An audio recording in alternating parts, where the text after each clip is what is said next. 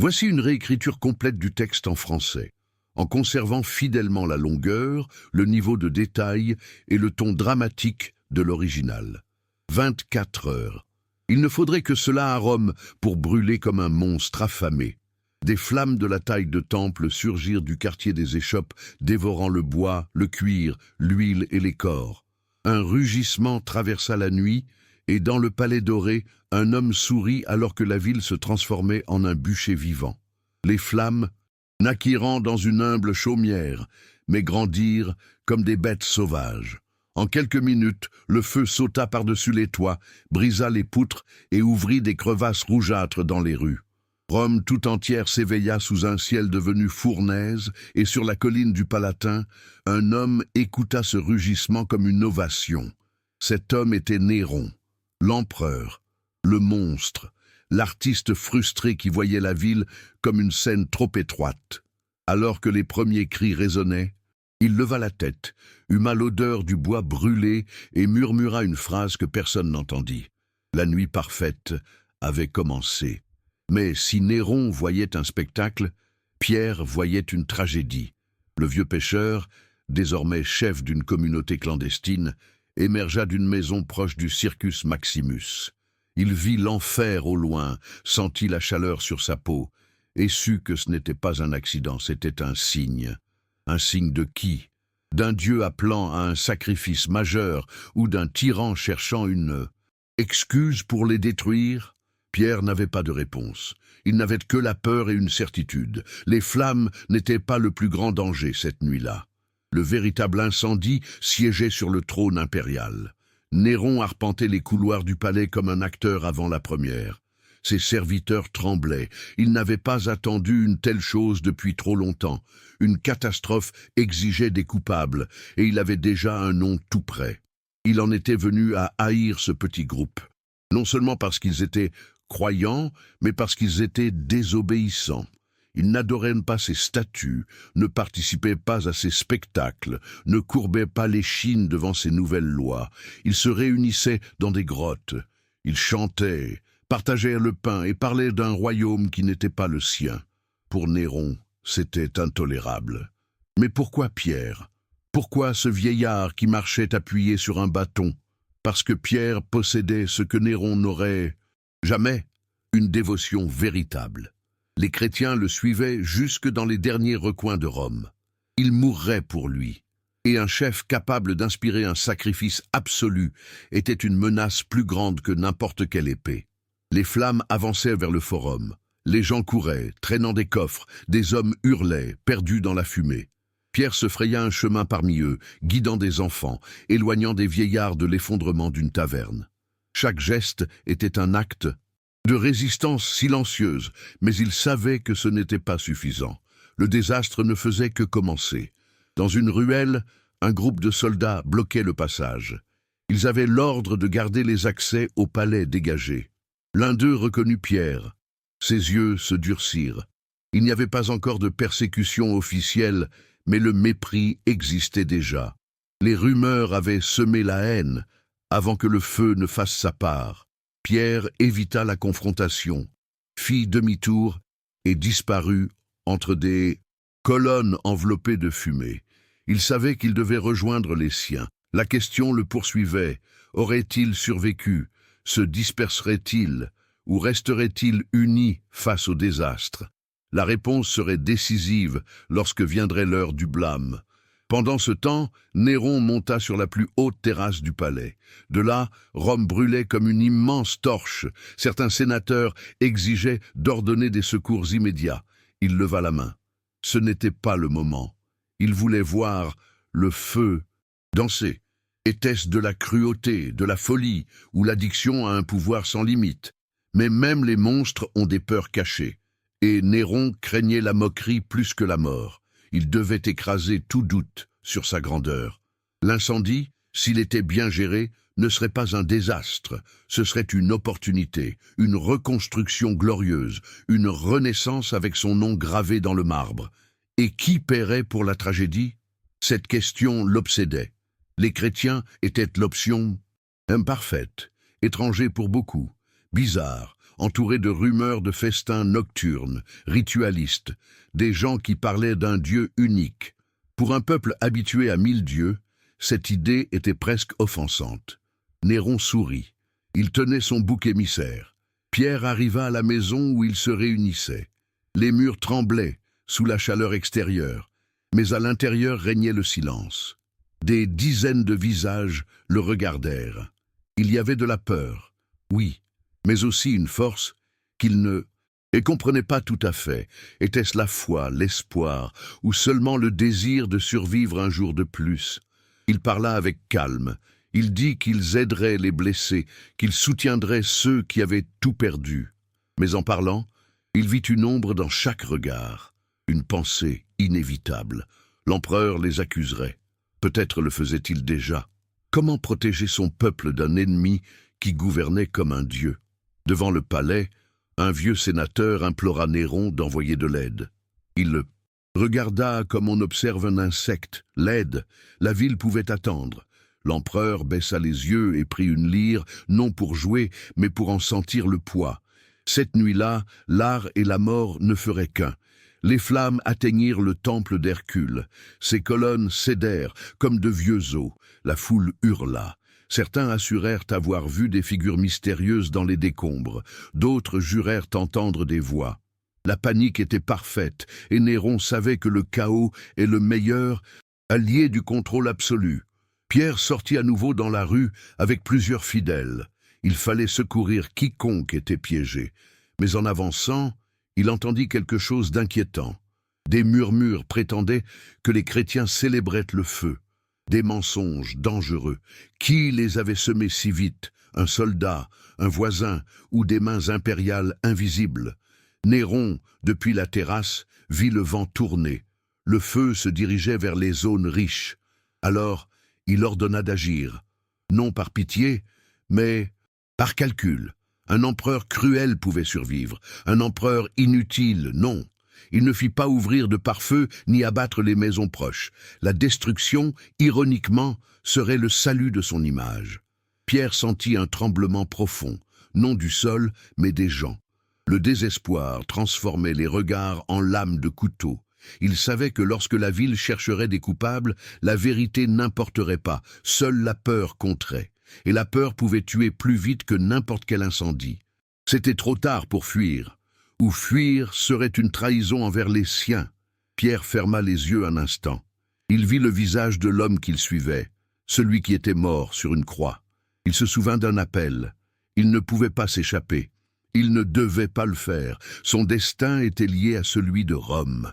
Cette nuit-là, Néron descendit dans l'amphithéâtre privé. Tigellin, son préfet de confiance, l'attendait. L'empereur parla. Il avait besoin d'un groupe pour surveiller les chrétiens dès cette nuit même. Tigellin demanda pourquoi. Néron répondit avec un sourire froid. Parce que le feu avait besoin de visages et qu'il avait déjà choisi les siens. Dans les rues, la fumée commença à céder. Non parce que le feu diminuait, mais parce qu'il avait atteint trop d'espace pour croître sans pause. Sur les ruines fumantes, Pierre vit un enfant pleurer près du corps de sa mère. Il le prit dans ses bras. Le petit demanda qui avait fait cela. Pierre ne sut répondre, et alors il entendit des pas derrière lui, des pas fermes, des pas armés. Ce n'étaient pas des volontaires, ce n'étaient pas des voisins, c'étaient des hommes envoyés du palais. L'un d'eux prononça son nom. Le vieillard se retourna lentement là, au milieu des braises. Il comprit la vérité. L'incendie venait à peine de commencer. La chasse débutait maintenant. Pierre ne courut pas. Il savait que fuir ne ferait que confirmer le soupçon dont Néron avait besoin. Il resta immobile alors que les soldats l'approchaient. L'enfant, toujours dans ses bras. Le chef de la patrouille l'examina avec mépris, comme s'il portait déjà une sentence écrite en lettres de feu. Le vieillard attendit son premier mouvement. Le soldat tendit la main pour arracher le petit. Pierre le protégea, mais comprit que résister provoquerait une violence immédiate. Il remit l'enfant avec un tremblement imperceptible. Ce qui comptait maintenant n'était pas sa vie, mais d'éviter que ses fidèles ne soient marqués comme ennemis rebelles. Le silence était sa seule arme. Les soldats n'arrêtèrent pas Pierre. Pas encore. Il voulait juste démontrer qu'il pouvait le faire quand il le voulait. ils le laissèrent libre, mais leur regard transmettait un message sans équivoque. Ils prenaient note de chaque visage allié aux pêcheurs. C'était un avertissement, c'était un avis, c'était le prélude d'une liste mortelle. Alors que Pierre se retirait, la fumée couvrait la lune comme un voile funèbre. Chaque rue était surveillée, chaque murmure semblait une délation possible. Les chrétiens commençaient à cacher symboles, parchemins et même croix de bois. Ils ne voulaient pas que la peur les fragmente, mais l'ombre de Néron s'étendait déjà sur eux. Au palais, Néron se réunit avec Tiguellin et plusieurs sénateurs tremblants. Il ordonna de créer un rapport insinuant des pratiques étranges dans les communautés chrétiennes. Il avait besoin de rumeurs converties en certitudes, de déclarations ambiguës transformées en vérité. Tiguellin comprit immédiatement. Ce n'était pas une enquête, c'était un scénario. Un scénario écrit dans le sang précoce. Néron marcha vers une fenêtre et observa le feu illuminer les avenues détruites. Ses yeux reflétaient un éclat fiévreux. Il ne cherchait ni justice ni explication. Il cherchait le contrôle absolu. Et Pierre, avec son calme imperturbable, était une épine plantée dans le cœur de l'empereur. Une menace silencieuse qui devait être écrasée bientôt. Pierre retourna à son refuge où ses fidèles attendaient des nouvelles. L'atmosphère était suffocante, chargée de peur. Il leur raconta ce qui s'était passé, mais sans dramatisme, avec fermeté. Il dit que le danger réel n'était pas la mort, mais la division. S'ils se dispersaient, ils seraient des proies faciles. S'ils restaient unis, ils résisteraient. Un des jeunes lui demanda s'il devait fuir Rome. Pierre nia avec douceur. Il affirma que leur mission était de rester là où l'on avait le plus besoin d'eux. Le feu avait laissé des milliers de personnes sans foyer, sans nourriture, sans espoir. Les abandonnés seraient trahir tous ceux en quoi ils croyaient. Et Néron comptait là-dessus. Les chrétiens sortirent pour aider, éteignant les braises avec des tuniques trempées, sauvant les blessés des décombres ardents. Leurs mains noircies travaillaient coude à coude avec des inconnus. Quelque chose d'étrange se produisit alors. Certains Romains commencèrent à les regarder avec respect. C'était une étincelle d'humanité au milieu du chaos, une étincelle que Néron ne permettrait pas. Quand l'aube arriva, Pierre vit l'enfant secouru revenir avec sa famille. Ce petit geste lui rappela qu'il existait encore de la bonté à Rome. Mais alors qu'il souriait avec fatigue, il sentit un frisson, comme si quelqu'un l'observait depuis les ombres. Et il avait raison, Tiguellin avait envoyé des yeux pour le surveiller. Dans une salle obscure du palais, Tiguellin interrogeait des prisonniers capturés près du lieu où l'incendie avait commencé. Aucun n'avait de preuves contre les chrétiens. Mais cela n'importait pas. Il suffisait de trouver quelqu'un de faible, d'effrayé, de manipulable. Il suffisait d'une accusation désespérée. La machine narrative de Néron avait besoin d'un témoin. Un jeune esclave, essayant de sauver sa vie, prononça des paroles ambiguës. Il dit avoir vu des silhouettes encapuchonnées prier près des premières flammes. Il ne mentionna pas les chrétiens, mais Tiguellin sourit. Le préfet n'avait pas besoin de précision. Il avait besoin d'un fil. Et avec ce fil, Néron tisserait une toile mortelle pour tout le mouvement. Pendant que le palais préparait son accusation, Pierre marchait parmi les ruines qui fumaient encore. La destruction semblait interminable. Certains survivants s'approchaient pour le remercier de son aide. D'autres le regardaient avec suspicion, influencés par les rumeurs émergentes. Mais le plus inquiétant était ce qu'ils ne voyaient pas, l'absence totale de soldats collaborants. À midi, un messager arriva de la ville haute avec des nouvelles inquiétantes. On disait que Néron prévoyait d'ouvrir de vastes espaces dégagés pour construire un nouveau palais, plus grand, plus opulent, plus digne de son ego. Pour y parvenir, il devait justifier la démolition complète, et aucun coupable ne servait mieux que les chrétiens. Pierre écouta le message le cœur lourd. Il comprit que l'incendie n'avait pas été seulement une tragédie, mais un mouvement politique. Néron ne reconstruirait pas Rome, il la redessinerait. Et eux étaient le fer rouge qui devait être modelé en ennemi absolu. Il ne suffisait pas d'aider, il devait se préparer. Cet après-midi-là, Pierre réunit les siens. Il dit que Néron avait besoin d'un sacrifice et qu'il serait l'offrande. Certains pleurèrent, d'autres s'agenouillèrent en silence. Il ne promit ni miracle ni échappatoire. Il demanda seulement du courage pour affronter une tempête qui avait déjà commencé à rugir depuis le palais. Alors que tous se dispersaient pour cacher familles et documents, Pierre resta seul un moment.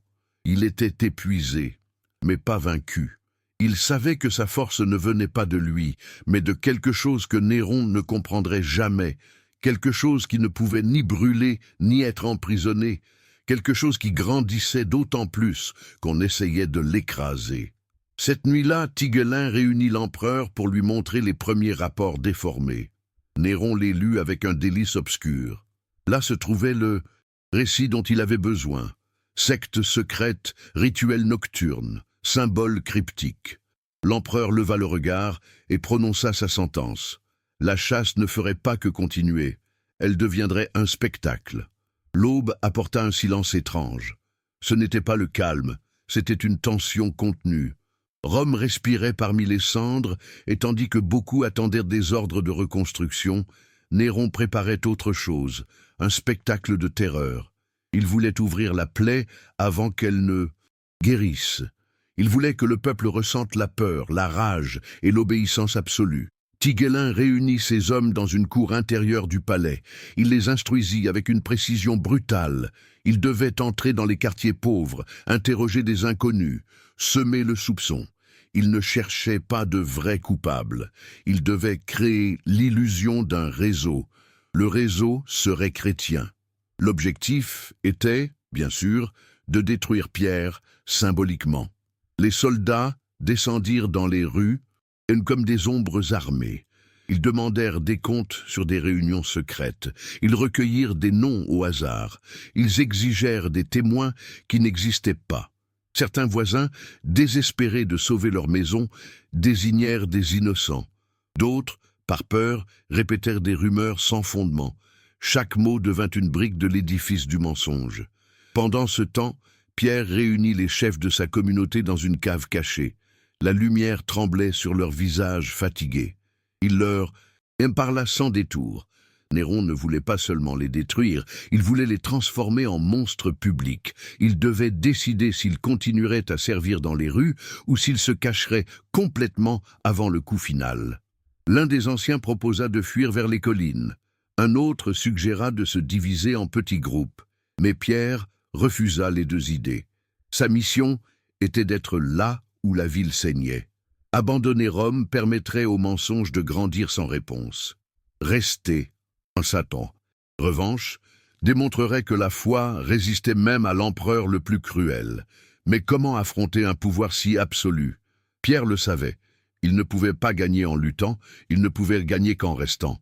Leur force ne serait pas la violence, mais la constance. Cependant, en prononçant ces mots, un doute le traversa. Pouvait-il leur demander de donner leur vie sans leur offrir une issue? Dans un autre point de la ville, une femme romaine observait depuis son balcon. Elle avait vu les chrétiens sauver des voisins durant la nuit.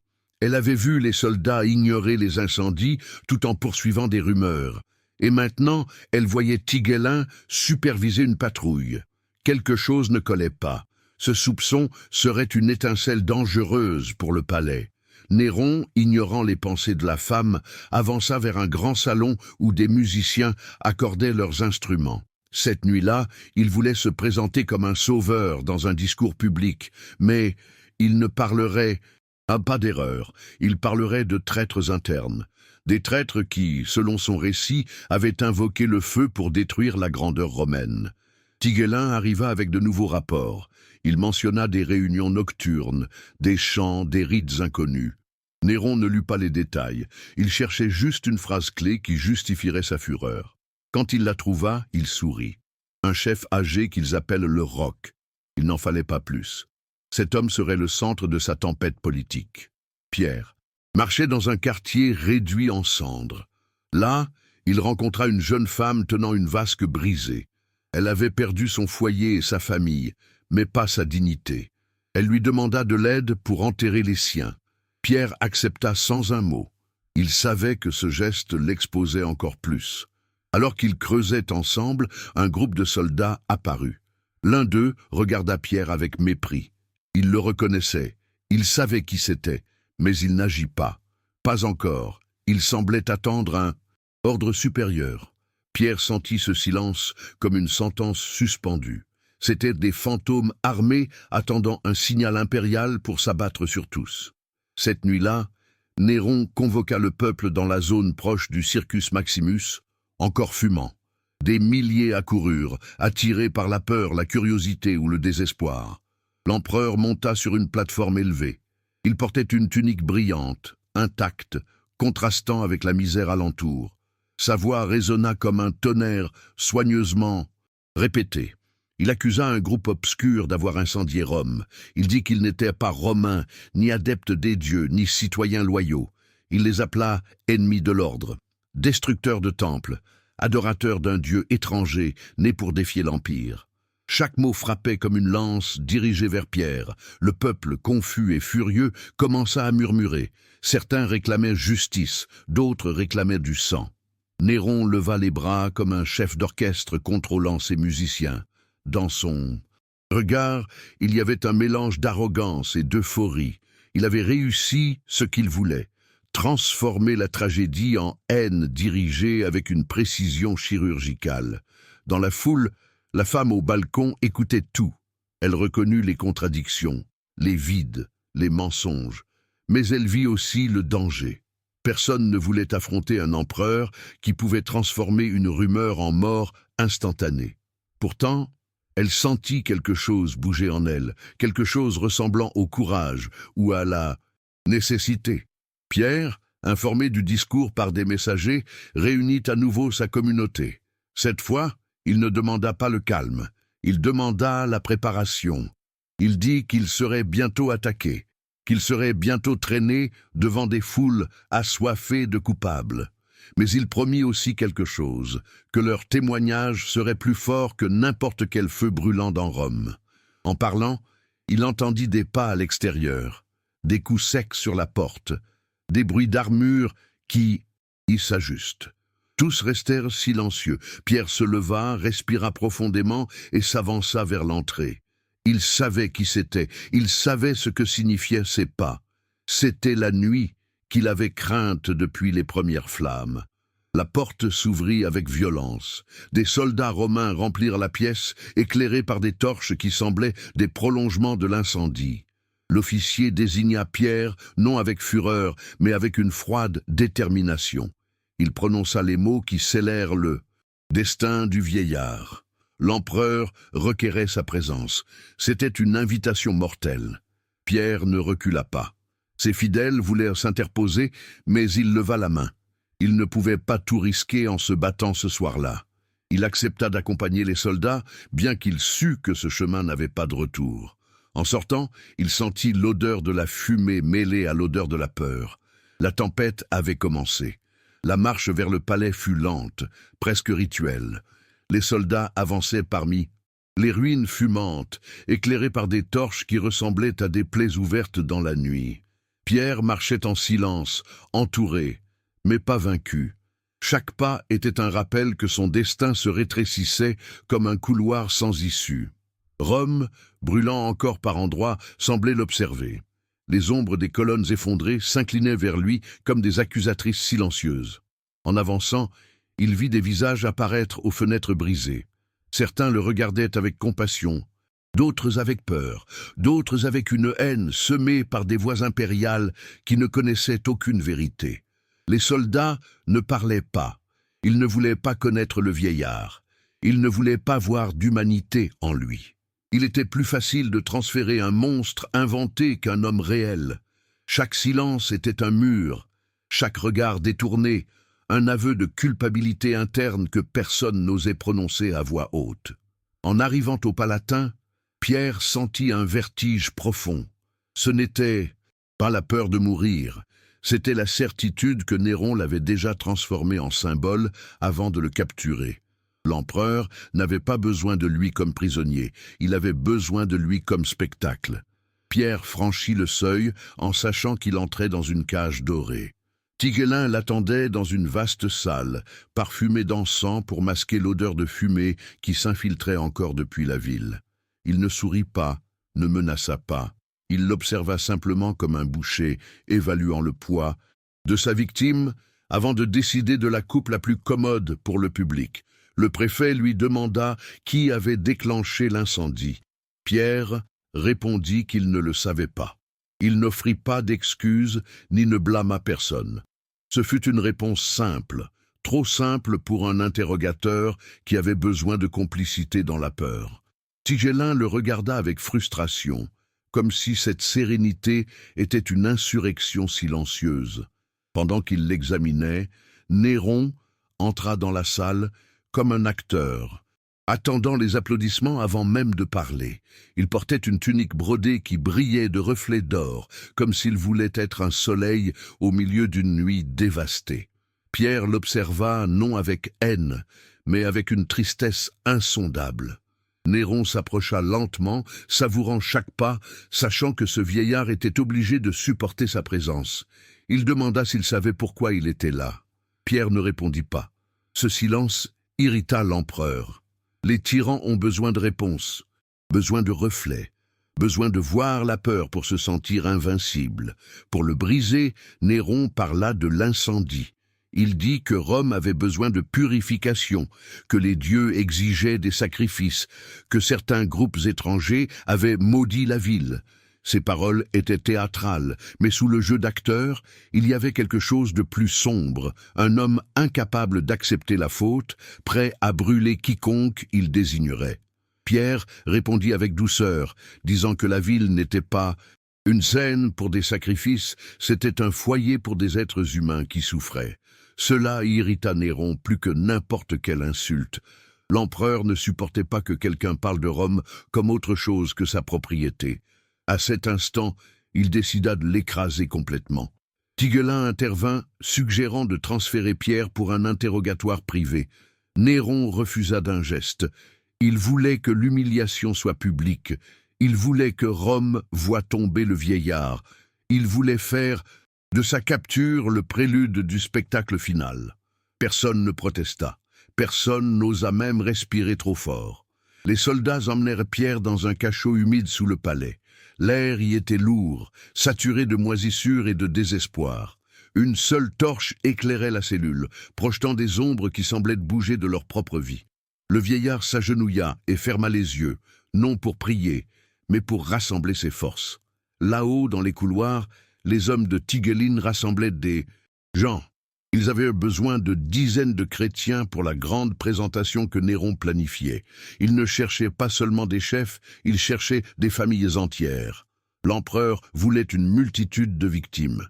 Plus il y en aurait, plus sa narration d'une trahison massive serait convaincante.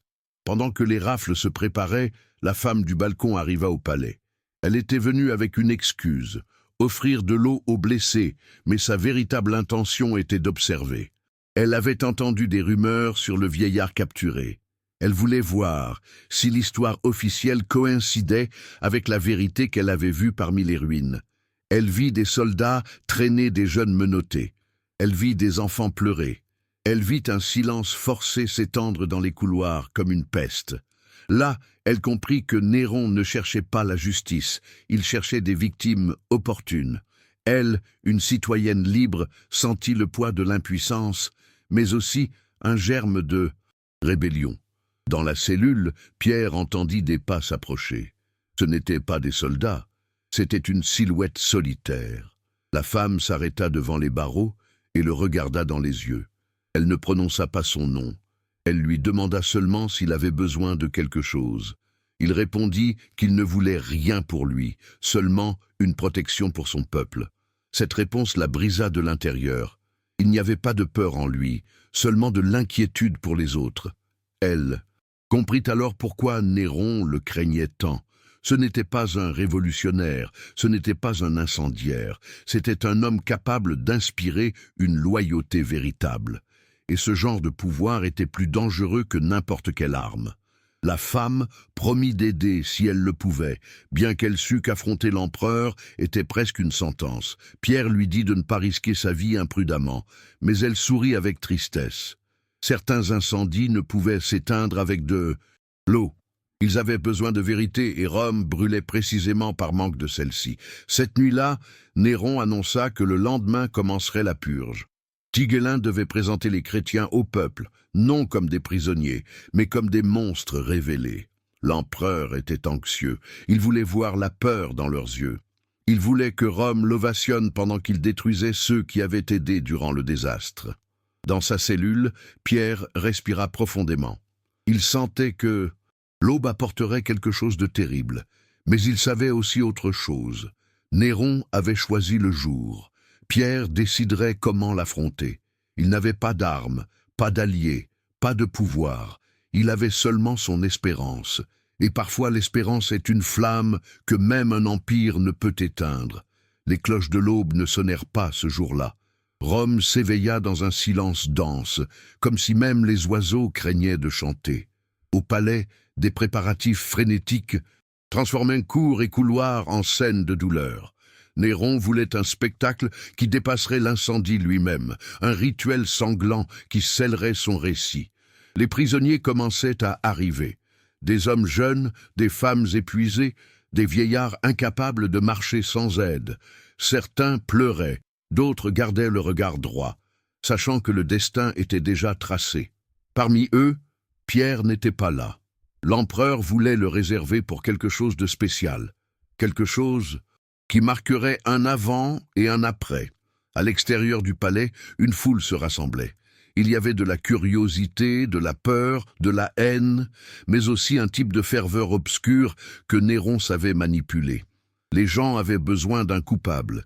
Ils avaient besoin de croire que le feu n'avait pas été le fruit de la négligence, mais d'une conspiration. L'empereur nourrissait ce fantasme. La femme qui avait rendu visite à Pierre se fraya un chemin parmi la foule. Elle n'avait aucun plan, juste une impulsion, voir de ses propres yeux ce que Néron s'apprêtait à faire. Elle savait que sa présence était un risque, mais quelque chose en elle exigeait qu'elle soit témoin. Elle avait besoin de connaître la vérité, même si cela faisait mal. Tigellin apparut en haut d'un escalier escorté par des soldats armés. Il ordonna le silence. La foule obéit. Alors, il annonça que les criminels responsables d'avoir incendié la ville seraient présentés et punis. Il n'y eut ni procès, ni interrogatoire public. Seulement une sentence dictée d'avance, taillée dans la peur qui régnait depuis des jours. Les premiers chrétiens furent traînés au centre de la cour. Leurs vêtements étaient déchirés, leurs visages couverts de suie et de larmes. Mais parmi eux, il y avait aussi une sérénité inquiétante, comme si la mort ne les brisait pas. Ce détail irrita Tigellin. Le calme des victimes ruinait l'illusion de monstruosité. Néron apparut finalement vêtu d'une tunique cramoisie qui contrastait avec la misère alentour. Il salua la foule comme s'il arrivait à un festival, non à une exécution. Ses yeux brillaient d'un mélange d'excitation et de cruauté. Il désigna les prisonniers et proclama que Rome serait purifiée par leur sacrifice. Les soldats commencèrent à attacher les premiers chrétiens à des poteaux trempés de résine. Les torches attendaient. Certains spectateurs détournèrent le regard, incapables de supporter la vision. D'autres, en revanche, applaudirent. La peur les avait transformés en complices. La femme sentit la nausée. Elle savait que cela ne restaurerait rien. Avant d'allumer le feu, Néron leva la main. Il ordonna d'amener le chef de cette secte. Il voulait que le peuple voie l'homme qui, selon son récit, avait guidé la conspiration. Les soldats se dispersèrent et descendirent vers le cachot. La foule retint son souffle. Le nom courait comme un murmure. Pierre, dans l'obscurité de la cellule, entendit le bruit des clés. Il savait que le moment était arrivé. Il se leva, lentement s'appuyant au mur. Il n'avait pas dormi, mais ses yeux ne reflétaient pas la fatigue, mais la détermination.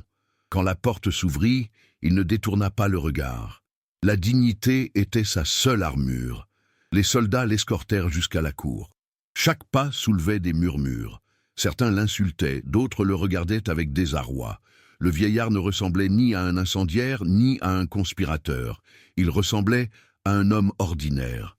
Et cette normalité enrageait Néron parce qu'elle détruisait son récit avant même qu'il ne commence. L'empereur descendit quelques marches pour l'observer de près. Il sourit, un sourire effilé comme un couteau, et lui demanda s'il comprenait pourquoi il serait puni. Pierre répondit qu'on le punissait pour exister, pas pour détruire quoi que ce soit. Cette phrase frappa la foule. La femme du balcon sentit un frisson en l'entendant. Néron ordonna qu'on l'attache avec les autres prisonniers, mais il ne voulait pas encore mettre le feu. Il voulait que le vieillard voie ce qui allait se passer d'abord. Il voulait le briser, faire de lui un exemple vivant de sa soumission. La cruauté faisait partie du spectacle. Chaque geste était calculé pour humilier et détruire. Le premier poteau fut allumé. Les flammes montèrent, dévorant résine, bois et peau humaine. Les cris traversèrent l'air. Certains spectateurs pleurèrent, d'autres se bouchèrent les oreilles. Mais Néron observait avec une fascination maladive. Il voyait de l'art dans la destruction. Il voyait le pouvoir absolu dans l'obéissance silencieuse du peuple. Pierre ferma les yeux un instant, non pour éviter l'horreur, mais pour offrir sa force à ceux qui mouraient à ses côtés. Quand il les ouvrit, il rencontra le regard de la femme. Il ne savait pas qui elle était, mais il comprit que même là, entre flammes et bourreaux, il existait des témoins capables de voir la vérité. Tigellin s'approcha et lui demanda s'il voulait avouer pour éviter la souffrance. Pierre répondit que sa foi n'avait pas besoin de confession torturée. Le préfet fronça les sourcils. C'était la réponse de quelqu'un qui ne craignait pas de mourir. Et les hommes qui ne craignent pas de mourir sont dangereux pour n'importe quel tyran, même pour Néron.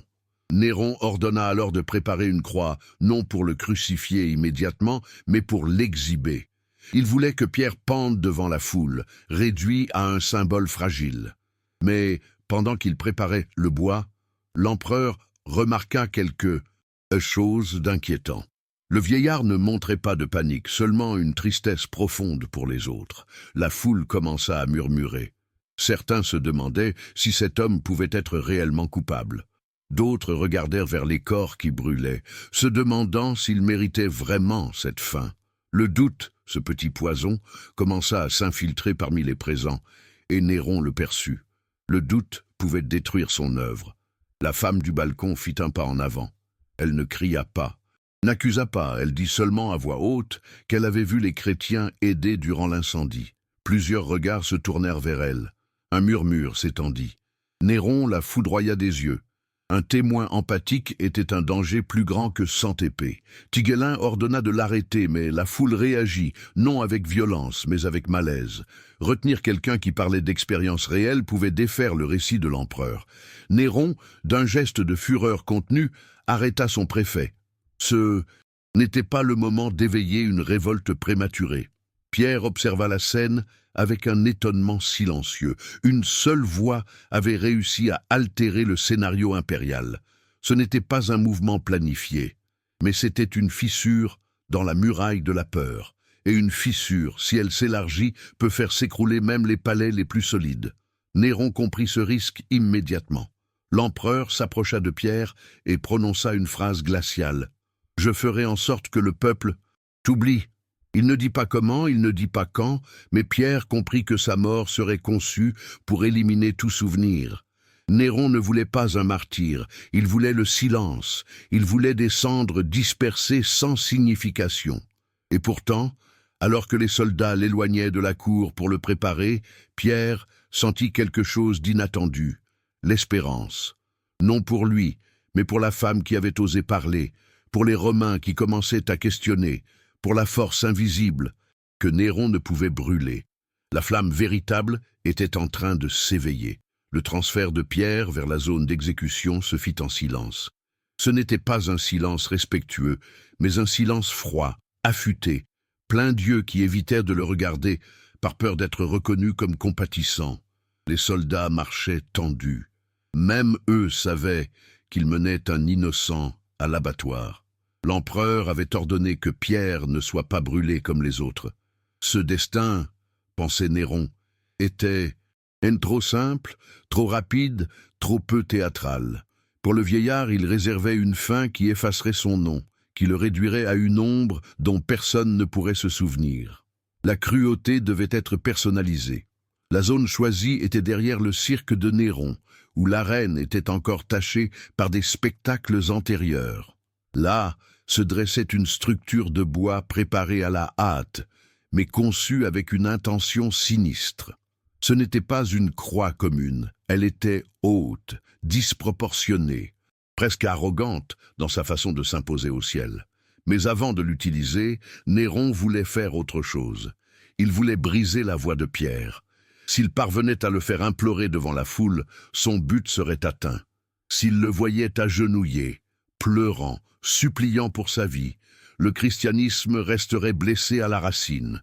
Briser le chef signifiait briser le mouvement.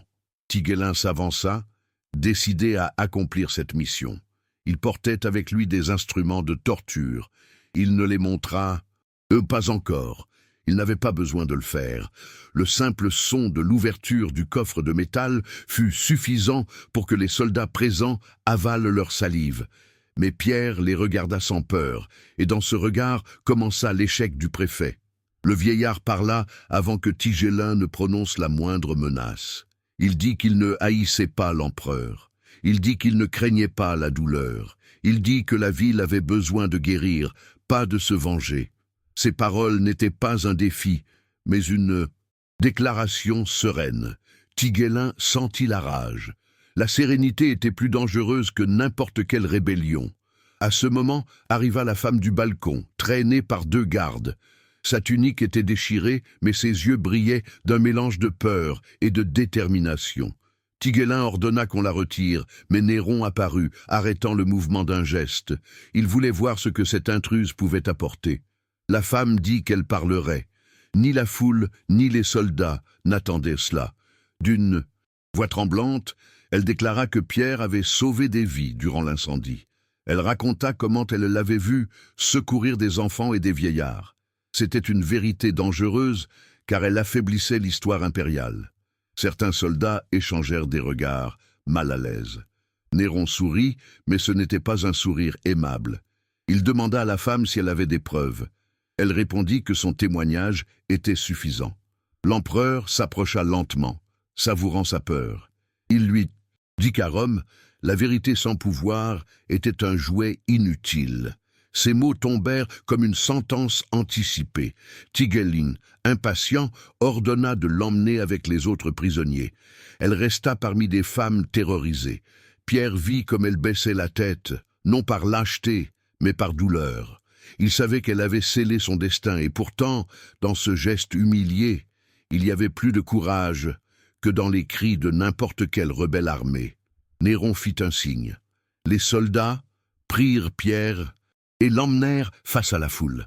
Un silence tremblant tomba sur tous. Ce n'était pas du respect, c'était de l'attente. L'empereur éleva la voix et proclama que cet homme avait utilisé la foi comme un masque pour détruire Rome.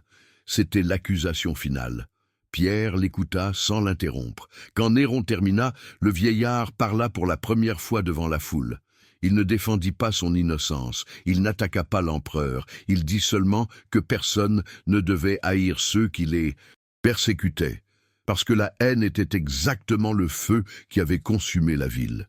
Cela toucha plus profondément que n'importe quel discours. La foule resta paralysée. Certains ressentirent de la honte, d'autres ressentirent une fureur dirigée non vers Pierre, mais vers la cruauté de la situation. Néron perçut ce changement. Le ton, l'énergie, la respiration collective du public avaient changé. Et un public qui change est un public qui échappe des mains. Pour récupérer le contrôle, il ordonna d'exécuter plusieurs prisonniers immédiatement. Tigellin obéit. La brutalité retomba comme un filet sur l'esprit des spectateurs. La peur revint. Le doute sombra. L'obéissance forcée par l'horreur s'imposa de nouveau. Mais pas complètement. Pas cette fois. Pierre fut emmené vers la croix préparée. Le bois craquait comme un animal affamé, mais il y eut un détail inattendu. Il demanda à être crucifié d'une manière différente. Il ne voulait pas imiter le sacrifice de l'homme qu'il suivait. Il ne se considérait pas digne de partager sa même posture. Sa demande déconcerta même les soldats. Néron, en l'apprenant, éclata de rire. Cela lui parut un geste absurde, presque théâtral. Il permit la requête, non par compassion, mais parce qu'il pensait que cela le ridiculisait. Ce qu'il ne comprenait pas, c'est qu'en l'accordant, il créait un symbole qui survivrait à tout palais, tout incendie, tout empire. Pendant qu'il préparait la croix inversée, la femme du balcon observait tout avec des larmes silencieuses. Elle ne pleurait pas pour la mort imminente. Elle pleurait parce qu'elle comprenait que la vérité était assassinée devant tous. Et pourtant, quelque chose d'impossible se produisait. La foule ne voyait plus un criminel. Elle voyait un exemple. Tigelin s'approcha de Pierre pour la dernière fois. Il lui demanda s'il avait peur. Le vieillard répondit qu'il ne craignait pas la mort, mais de laisser incomplète la mission de consoler Rome. Le préfet sentit un frisson. Un instant, il douta. Mais les tyrans ne permettent pas le doute chez leurs serviteurs. Les soldats levèrent la croix lentement. L'air semblait s'épaissir, chargé de quelque chose de plus que de la fumée ou de la cendre. Néron observait, fasciné. Il croyait assister à la destruction d'un ennemi. Il ne savait pas qu'il assistait à la naissance d'un martyr. Et un martyr peut traverser des siècles entiers sans s'éteindre. Quand la croix fut en position, Pierre leva le regard vers le ciel rougeoyé par l'aube. Il ne dit rien. Il ne cria pas, il ne demanda pas clémence. Il laissa seulement son silence l'envelopper. Un silence plus fort que n'importe quel hymne, plus profond que n'importe quelle menace. La foule le sentit, Tigelin le sentit, et Néron aussi. Alors, un murmure parcourut la foule. Ce n'étaient pas des paroles de haine, c'étaient des prières timides, petites, clandestines, nées d'une douleur partagée. Néron fronça les sourcils. Cela n'était pas dans son scénario.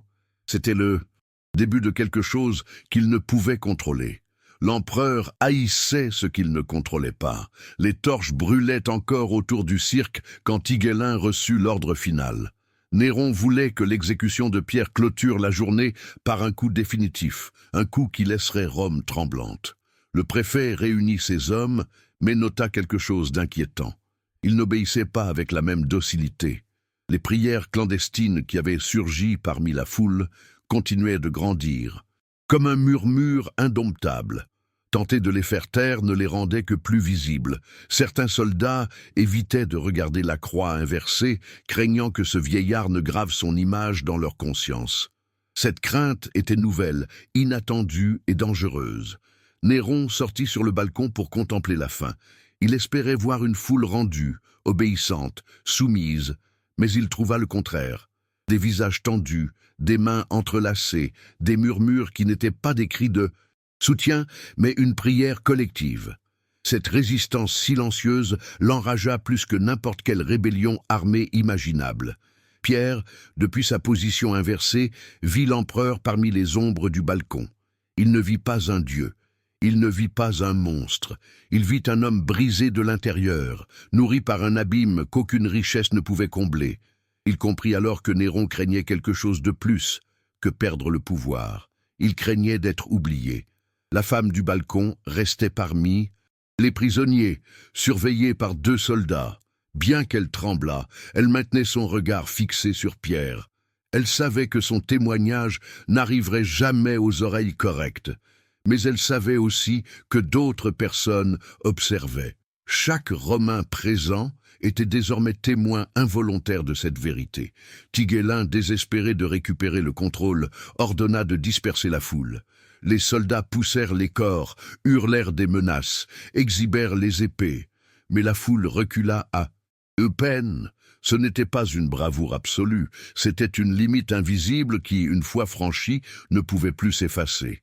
La peur ne suffisait plus à les soumettre. Néron leva la main pour ordonner d'en finir avec Pierre. Le soldat chargé de la tâche douta un instant, non parce qu'il ressentait de la pitié, mais parce que le regard du vieillard le traversa avec un calme impossible. Cette seconde de doute fut fatale. L'empereur la vit et comprit qu'il ne pouvait contrôler même ce geste. Pierre prit une dernière inspiration. Il ne dit pas de paroles grandioses, ni ne chercha le dramatisme. Il laissa seulement le silence parler pour lui, un silence qui semblait envelopper toute l'arène. À cet instant, même le vent s'arrêta, et Rome, l'espace d'un battement de cœur, sembla découvrir qu'aucune flamme impériale ne pouvait éteindre une foi naissante. Les braises du cirque étaient encore allumées quand le corps de Pierre devint immobile. Il n'y eut pas d'annonce, ni de cri final, ni de célébration impériale, seulement un silence qui tomba comme un lourd manteau sur tous. Même les soldats baissèrent les yeux. Incapable de feindre l'indifférence face à cette mort étrangement sereine, Néron fit demi-tour, frustré de ne pas avoir obtenu la clameur qu'il attendait. Son spectacle parfait s'était terminé en un acte incomplet, une tragédie sans ovation. Alors qu'il disparaissait entre les colonnes du palais, il sentit quelque chose qu'il ne s'avouait même pas à lui-même. La sensation, amère d'avoir perdu. Tigellin ordonna de retirer le corps, mais les soldats hésitèrent. Ils ne voulaient pas le toucher avec brusquerie, un geste minime, à peine perceptible, qui montrait l'effet invisible de cette mort. L'un d'eux s'inclina, non par dévotion, mais par respect. Un respect involontaire, dangereux pour n'importe quel tyran qui réclame une obéissance absolue. Parmi la foule, la femme du balcon observa comment il descendait la croix inversée. Personne ne parlait, personne ne bougeait. Il semblait que Rome retenait sa respiration. Elle comprit que quelque chose avait changé. Ce vieillard, sans prononcer de discours héroïque, avait brisé le récit impérial. Sa mort n'avait rien éteint. Elle avait allumé quelque chose de nouveau. Un enfant s'approcha de la femme, tenu par la main par son père. Il demanda qui était l'homme qui était mort. Le père ne le savait pas, mais il répondit par une phrase étrange. Quelqu'un qui a aidé quand tous regardaient ailleurs. Et commentaire, dit presque en murmure, fut une étincelle de plus. Les soldats commencèrent à disperser la foule, mais celle-ci reculait avec un calme inattendu. Il n'y avait ni cri ni défi, seulement une quiétude ferme, difficile à contrôler. L'obéissance n'était plus automatique, la peur ne fonctionnait plus de la même manière. Néron, depuis la distance, observa cela avec une inquiétude croissante. Quand finalement la nuit tomba, certains Romains commencèrent à s'approcher de l'endroit où Pierre était mort. Il ne laissait pas d'offrande visible, ne réalisait pas de rituel, ne prononçait pas de prières à voix haute. Il restait simplement là quelques instants en silence. Un silence qui était plus un défi que n'importe quelle rébellion armée. Et ainsi, tandis que les ombres couvraient le cirque, il se produisit ce que Néron craignait le plus. Pas un soulèvement, pas une insurrection, mais quelque chose d'infiniment plus dangereux. La mémoire commença à s'enraciner, une mémoire qu'aucun bûcher ne pouvait consumer, une mémoire qui, sans le chercher, était sur le point de survivre à l'Empire lui-même.